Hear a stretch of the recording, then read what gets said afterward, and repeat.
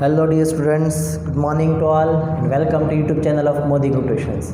તો મિત્રો આજે આપણે જીએસટી પાર્ટ 2 માં આગળ વધીએ છીએ. સાવ નાનકડું તો ચેપ્ટર છે. એક લેક્ચરમાં આપણે અડધું ચેપ્ટર પૂરું થઈ ગયું છે અને બાકીનું આજે અડધું આપણે કમ્પ્લીટ થઈ જશે સાથે એક્સરસાઇઝ. તો આપણે ટૂંકમાં યાદ કરીએ તો થોડું કમબેક કરીએ.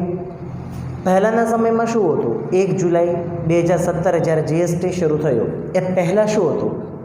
કેન્દ્ર સરકાર અને રાજ્ય સરકારના અલગ અલગ પ્રકારના ઘણા બધા પરોક્ષ વેરાઓ હતા. પ્રત્યક્ષ એટલે કે સીધા વેરા તો છે જ, એમાં આપણે અત્યારે નથી પડતા, જે આપણે ડાયરેક્ટ સરકારને પે કરતા હોય. પણ પરોક્ષ વેરાઓ છે ઘણા બધા પ્રકારના હતા, કેન્દ્ર સરકારના અને રાજ્ય સરકારના. એનું આખું લિસ્ટ છે જે ટેક્સ્ટ બુકમાં આપેલું છે, આપણે જે જોયું હતું. હવે એ બધા વેરાઓની અંદર ઉઘરાવવામાં, વેરા અધિકારીઓને ભરવામાં, કરદાતાઓને, સરકારને ઘણા બધા પ્રકારના પ્રોબ્લેમ્સ હતા. આ બધા પ્રોબ્લેમ્સને દૂર કરવા માટે એક દેશમાં એક દેશ એક કર જીએસટી વસ્તુ અને સેવાઓના કરની શરૂઆત થઈ છે. 1 જુલાઈ 2017થી એની શરૂઆત થઈ. બધા જ પ્રકારના જૂના કર રદ થયા અને એક નવો કર અસ્તિત્વમાં આવ્યો. એ કરને અમલમાં લાવવા માટે અલગ અલગ પ્રકારના 5 કાયદાઓ બનાવવામાં આવ્યા. પેલું સીજીએસટી એટલે કે જે કેન્દ્ર સરકારનો ટેક્સ હોય કઈ ચીજ વસ્તુઓ અને સેવાઓ પર. બીજું એસજીએસટી એટલે રાજ્ય સરકારની ચીજ વસ્તુઓ અને સેવાઓ પર કર.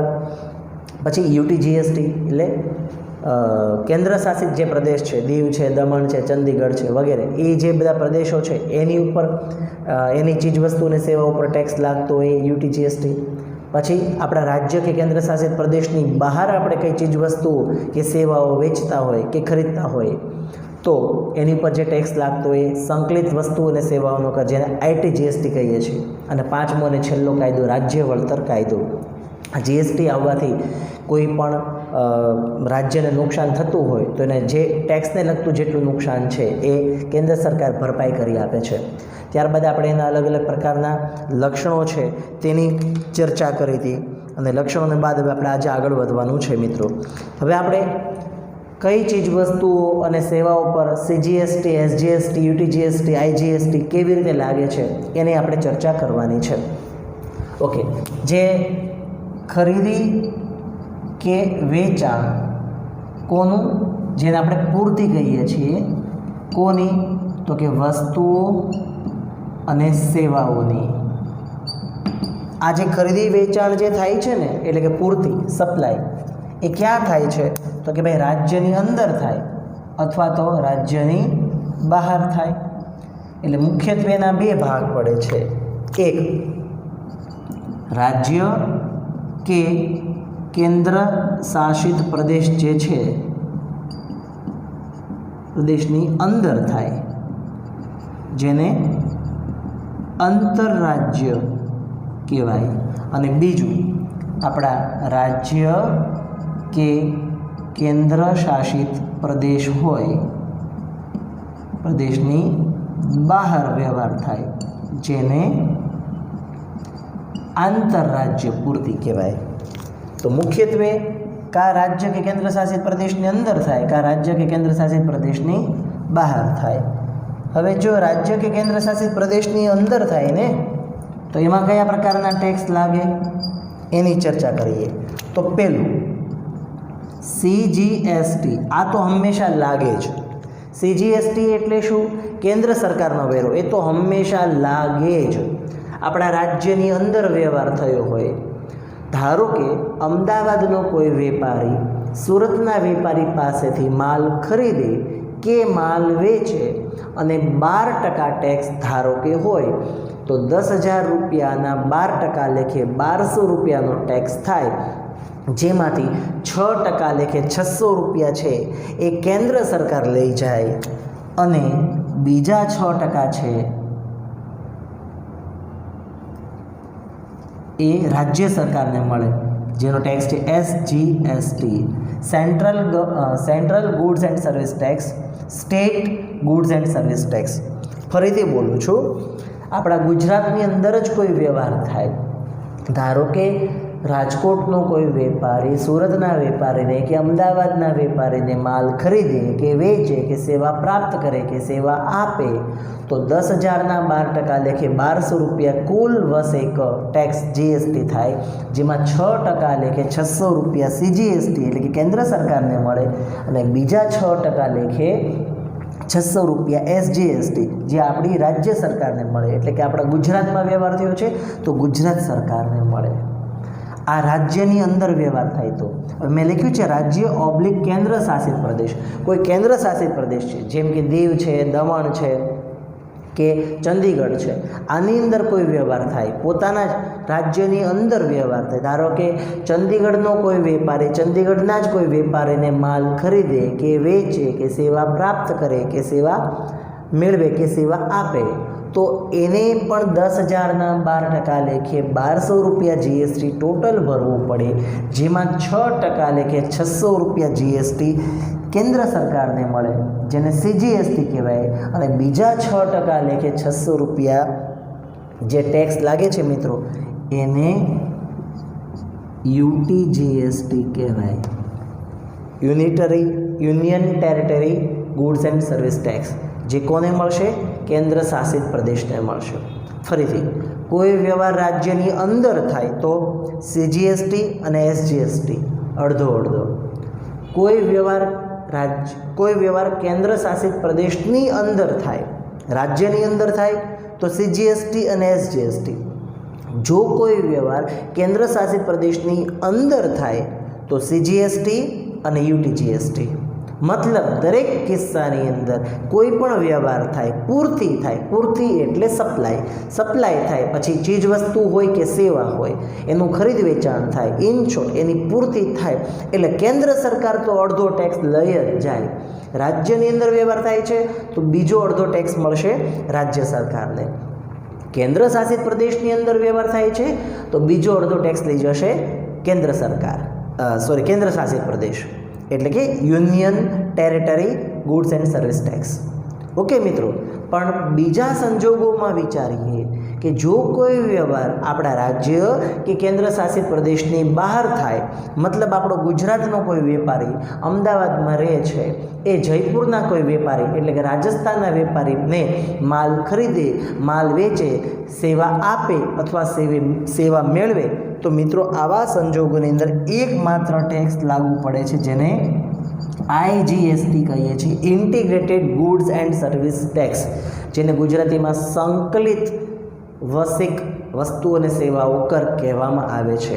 અને એ પૂરેપૂરા જે કાંઈ આઈજીએસટી લાગે છે એ મિત્રો પૂરેપૂરી રકમ કેન્દ્ર સરકારને મળે છે. ખાસ ધ્યાન રાખવાનું, ગુજરાતનો કોઈ વેપારી રાજસ્થાનના કોઈ વેપારીને માલ ખરીદે, વેચે, સેવા આપે, મેળવે, એ બંને વચ્ચે કોઈ વ્યવહાર થાય તો ગુજરાત સરકારને શું મળે? ડીંગો પોપો. રાજસ્થાન સરકારને ડીંગો પોપો. તો બધા પૂરેપૂરા 12% જેટલી રકમ મળે છે એ પૂરેપૂરી રકમ છે કોણ લઈ જશે? કેન્દ્ર સરકાર લઈ જશે. પણ કેન્દ્ર સરકાર લઈ જશે પણ એનું નામ સીજીએસટી નથી. જો કોઈ વ્યવહાર રાજ્ય કે કેન્દ્ર શાસિત પ્રદેશની બહાર થતો હોય ત્યારે કેન્દ્ર સરકાર જે ટેક્સ ઉઘરાવે છે મિત્રો એને IGST, integrated goods and service tax કહેવામાં આવે છે.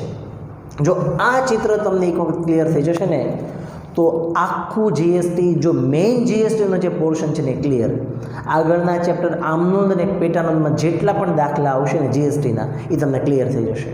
જો આ એક ચિત્ર તમને ક્લિયર થશે તો જો કોઈ વ્યવહાર રાજ્ય કે કેન્દ્ર શાસિત પ્રદેશની અંદર થાય તો એને આંતરરાજ્ય વ્યવહાર કહેવાય, ઇન્ટ્રાસ્ટેટ. અને જો કોઈ વ્યવહાર પૂર્તિ રાજ્ય કે કેન્દ્ર શાસિત પ્રદેશની બહાર થાય તો એને આંતરરાજ્ય વ્યવહાર કહેવાય કે કેન્દ્ર શાસિત પ્રદેશનો વ્યવહાર કહેવાય, જેને ઇન્ટરસ્ટેટ કહેવામાં આવે છે. ઓકે, તો મુખ્યત્વે યાદ રાખજો કયા પ્રકારના વ્યવહારમાં કેવા ટેક્સ લાગતા હોય છે. ઓકે મિત્રો, તો આગળના આખા પેરેગ્રાફ ઉપર જે સમજૂતી આપેલી છે એ આ જ આખી મેં તમને સમજાવી છે, તમે વાંચશો તમને ખ્યાલ આવશે આ જ વસ્તુ આપેલી છે. ત્યારબાદ મિત્રો સીધા પેજ નંબર 54 ઉપર આવી જાઓ તો એની અંદર વસ્તુઓ અને સેવાઓ અથવા બંનેની પૂર્તિ એટલે કે ખરીદ વેચાણમાં કયા કયા પ્રકારના વસેક લાગુ પડે છે તેની વાત કરવામાં આવી છે. પહેલું, વસ્તુઓ અથવા સેવાઓ અથવા બંનેની ખરીદી. જો ખરીદી થતી હોય તો આ જ બધા પ્રકારના ટેક્સ લાગે, પણ ખરીદી થતી હોય એટલે માલ આવતો હોય તો એને ઇનપુટ જીએસટી કહેવામાં આવે છે. હવે આમાં જે લખ્યું છે ને એ વાંચ્યા વગર આપણે સમજીએ તો જો ખરીદી થતી હોય તો કયા ટેક્સ લાગે? રાજ્ય કે કેન્દ્ર શાસિત પ્રદેશની અંદર ખરીદી થતી હોય તો ઇનપુટ સીજીએસટી લાગે, અને બીજો કયો લાગે તો કે ઇનપુટ એસજીએસટી, અથવા તો કેન્દ્ર શાસિત પ્રદેશમાં હોય તો ઇનપુટ યુટીજીએસટી. અને જો કોઈ વ્યવહાર રાજ્યની બહાર થતો હોય, રાજ્યની બહારથી આપણે ખરીદી કરતા હોય, બહારથી આપણે માલ મંગાવ્યો હોય તો કયો ટેક્સ લાગે? Input IGST. મતલબ આ જે આખો કન્સેપ્ટ ભણ્યા છે એનું એ જ છે, પણ બધામાં શું ઇનપુટ શબ્દ ઉમેર્યો. શું કામ? ખરીદી કરીએ તો ઇનપુટ અને વેચતા હોય તો આઉટપુટ. ઓકે, હવે તમે અંદરનું વાંચો. પહેલું તો તમને ખ્યાલ આવશે. જો જે તે રાજ્ય કે કેન્દ્ર શાસિત પ્રદેશની અંદર વ્યવહાર થયો હોય તો શું આવશે? આવક પૂરતી કેન્દ્રીય વસેક. આવક પૂરતી એટલે ઇનપુટ, એનું નામ લખ્યું છે ઇનપુટ સીજીએસટી. અહીંયા મેં લખ્યું છે સીજીએસટી, આ કોમન છે. ખરીદી કરો ત્યારે ઇનપુટ સીજીએસટી એટલે કે આવક પૂરતી, અને માલ વેચતા હો ત્યારે જાવક પૂરતી એટલે કે આઉટપુટ સીજીએસટી. હું તમને ગુજરાતી અને અંગ્રેજી બંને વસ્તુ સાથે શીખડાવતો જાઉં છું.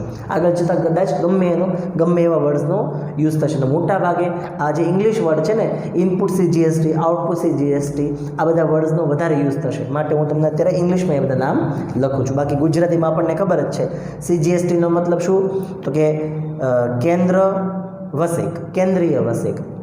આ રાજ્ય વસેક, આ યુનિયન ટેરિટરી કેન્દ્ર શાસિત પ્રદેશનો વસેક, આ સંકલિત વસેક. બધાના ગુજરાતી નામ આપણને આવડે છે, પણ સાથે અંગ્રેજી નામ પણ આપણે હંમેશા યાદ રાખશું. અને જો કોઈ વ્યવહાર છે રાજ્યની બહાર થતો હોય તો ઇનપુટ આઈજીએસટી લાગશે, જે આમાં આપેલું છે. જો ઇનપુટ એટલે આવક પૂરતી સંકલિત વસેક.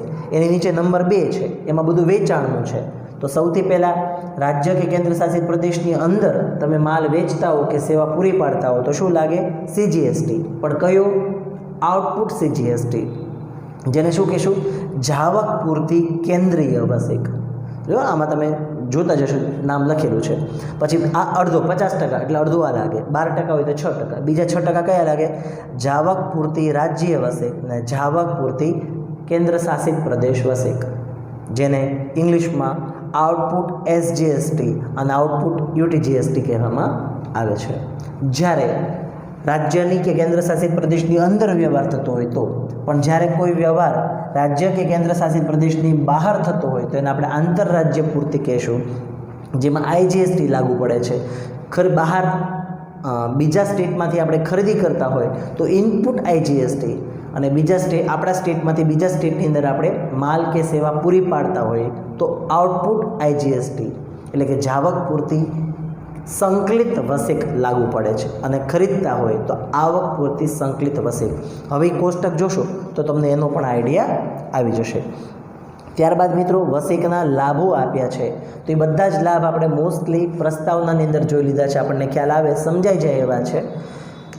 એક જ કર, આખા દેશમાં એક જ કર થઈ ગયો છે. અલગ અલગ પ્રકારના બધા કર રદ થઈ ગયા છે. સરળ કર વ્યવસ્થા, એક જ કર હોવાથી સરળ વ્યવસ્થા, જે કર વ્યવસ્થા છે એકદમ સહેલી બની ગઈ છે. હવે કંઈ માથાકૂટમાં પડવાનું રહેતું નથી.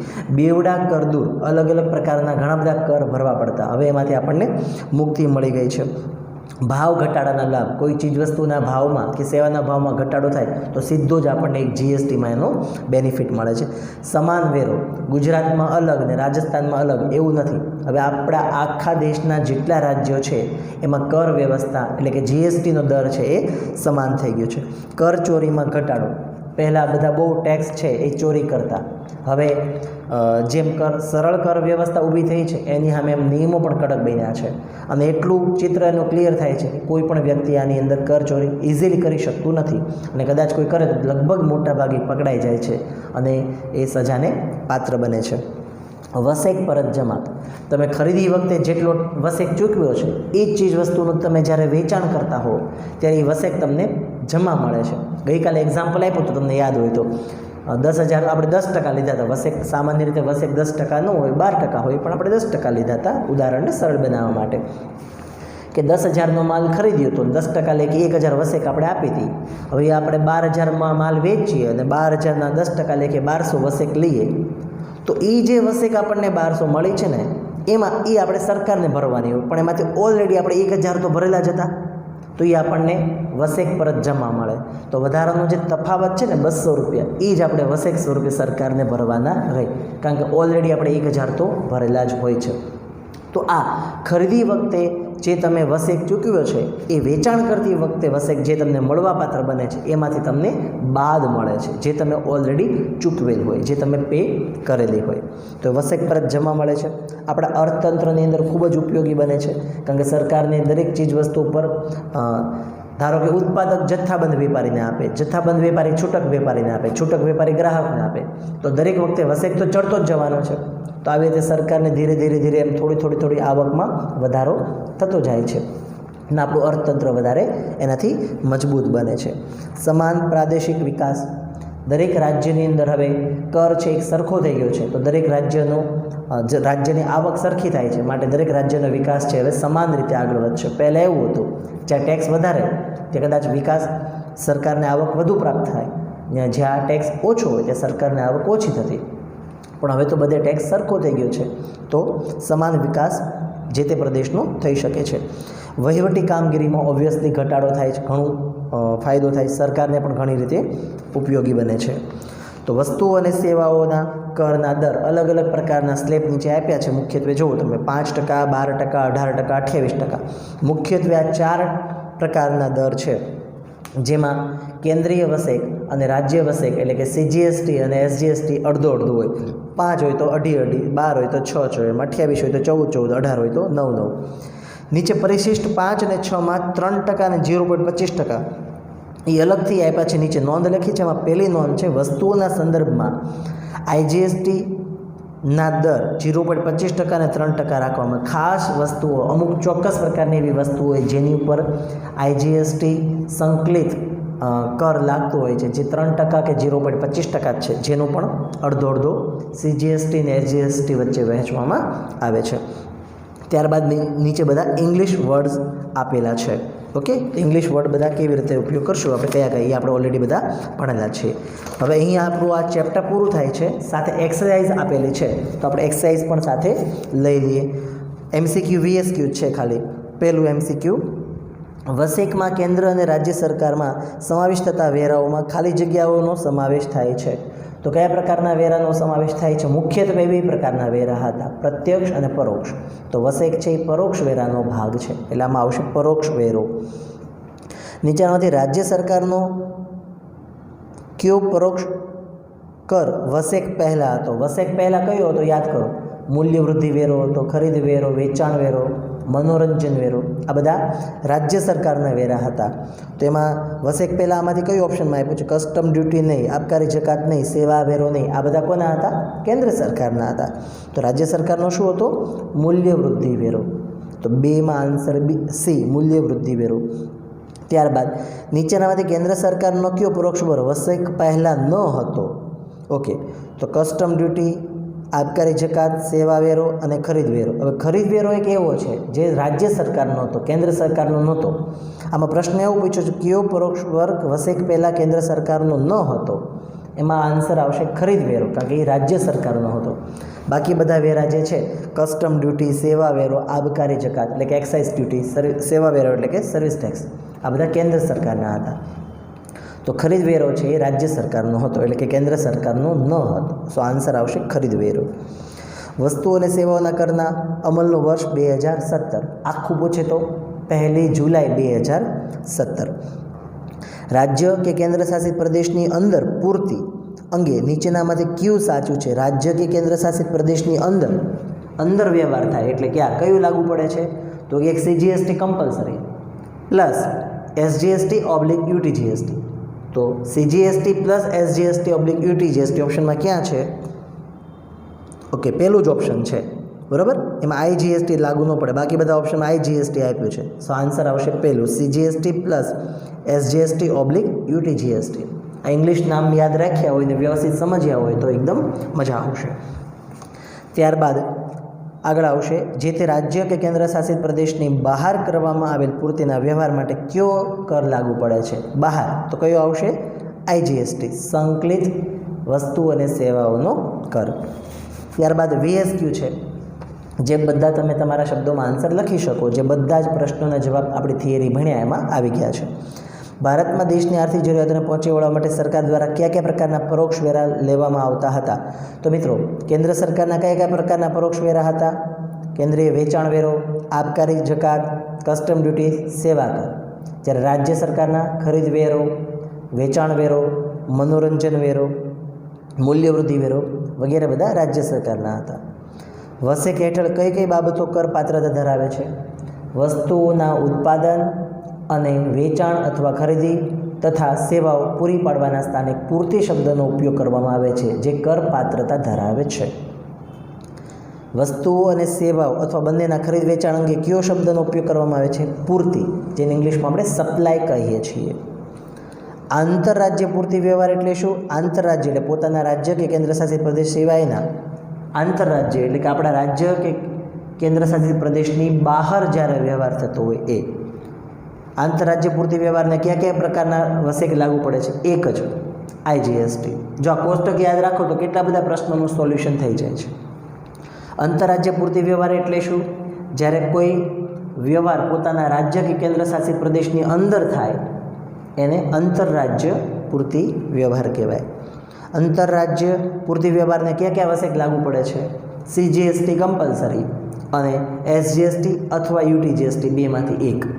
રાજ્ય હોય તો CGST પ્લસ SGST અને કેન્દ્ર શાસિત પ્રદેશ હોય તો CGST પ્લસ UTGST, આટલું લાગુ પડે છે. પછી 8મો પ્રશ્ન આવ્યા સાથીને. યસ, 8મો પ્રશ્ન, કયા પ્રકારના પૂર્તિ વ્યવહારમાં વસેક કેન્દ્ર અને રાજ્ય સરકાર વચ્ચે સરખી હિસ્સે વહેંચે? જ્યારે કેન્દ્ર સરખી હિસ્સે, કયા પ્રકારના પૂર્તિ વ્યવહારમાં વસેક કેન્દ્ર અને રાજ્ય સરકાર વચ્ચે સરખી હિસ્સે વહેંચવામાં આવે છે? તો એક જ રાજ્ય કે કેન્દ્રશાસિત પ્રદેશની અંદર વ્યવહાર થતા હોય તો આમાં અડધું અડધું થાય, બરાબર? કેન્દ્રને અડધું મળે અને બાકીનું અડધું છે એ રાજ્ય કે કેન્દ્રશાસિત પ્રદેશને મળે. જો રાજ્ય કે કેન્દ્રશાસિત પ્રદેશની બહાર વ્યવહાર થાય તો પૂરેપૂરો કેન્દ્ર સરકારને જ મળે. અડધું અડધું ક્યારે મળે? જ્યારે રાજ્ય કે કેન્દ્રશાસિત પ્રદેશની અંદર વ્યવહાર થાય ત્યારે, એટલે કે આંતરરાજ્ય હોય ત્યારે. આવક પૂર્તિ વસેક ક્યારે લાગુ પડે? જ્યારે આપણે વસ્તુઓ કે સેવાઓની ખરીદી કરીએ ત્યારે. જાવક પૂર્તિ વસ્તુઓ કે સેવાઓ વેચીએ, પૂરી પાડીએ ત્યારે. વસેક પરત જમા એટલે શું? હમણાં જ ભણ્યા. ખરીદી વખતે વસેક જે ચૂકવ્યો છે એ વેચાણ કરતી વખતે જે વસેક મળ્યો છે તેમાંથી આપણને બાદ મળે અને માત્ર વધારાની રકમ ભરવી પડે. તો જેટલી રકમ આપણને બાદ મળે છે એને વસેક પરત જમા કહેવામાં આવે છે. કયા પ્રકારની જરૂરિયાતોને ધ્યાનમાં રાખીને વસેકના દર નક્કી કરવામાં આવે છે? ખાસ કરીને વસ્તુઓ અને સેવાઓની જરૂરિયાતોને ધ્યાનમાં રાખીને વસેકના દર નક્કી કરવામાં આવે છે. અને વસેકના દરના વર્તમાન સ્લેબ કયા છે? હમણાં જ આપણે જોયું. 5%, 12%, 18% અને 28% સામાન્ય રીતે હોય છે. ખાસ અમુક ચોક્કસ પ્રકારની વસ્તુઓ અને સેવાઓને ધ્યાનમાં રાખીને 3% કે 0.25%ના સ્લેબ પણ IGST માટે, સંકલિત માટે ધ્યાનમાં રાખવામાં આવ્યા છે. બાકી મોટા ભાગે 5%, 12%, 18% અને 28% આ વસેકના હાલમાં વર્તમાન સ્લેબ છે. દેશની વસ્તુઓની અને સેવાઓની જરૂરિયાતોને ધ્યાનમાં રાખીને સરકાર દ્વારા આ રેટમાં માઇનોર ચેન્જીસ સમયાંતરે થયા કરે છે, પણ હાલમાં આ રેટ છે 5, 12, 18 અને 28. વસેકના કોઈ પણ બે વિશિષ્ટ લક્ષણો જોઈ લીધા અને કોઈ પણ બે લાભ પણ આપણે થિયરીમાં જોઈ લીધા. તો અહીં મિત્રો વસેકનો પાર્ટ 2 આપણું કમ્પ્લીટ થાય છે અને આખું ચેપ્ટર વસેકનું પૂરું થાય છે. આ કન્સેપ્ટ જો તમારો ક્લિયર હશે તો આગળ જતાં હવે આપણે નેક્સ્ટ લેક્ચરની અંદર આમનોંધમાં તમને ખ્યાલ છેલ્લા 2 દાખલા આપણે 16-17 બાકી છે એની અંદર આ બધા કન્સેપ્ટનો આપણે ઉપયોગ કરવાનો થશે અને આવડતું હશે તો એમાં વધારે મજા આવશે. ઓકે, સો આજે અહીંયા આપણે વસેક ચેપ્ટર છે કમ્પ્લીટ કરીએ છીએ. નેક્સ્ટ લેક્ચરની અંદર આપણે આમનોંધમાં દાખલા નંબર 16 તરફ કે જેમાં GST લાગુ પડે છે એમાં આગળ વધશું. Okay, goodbye everyone, thank you very much.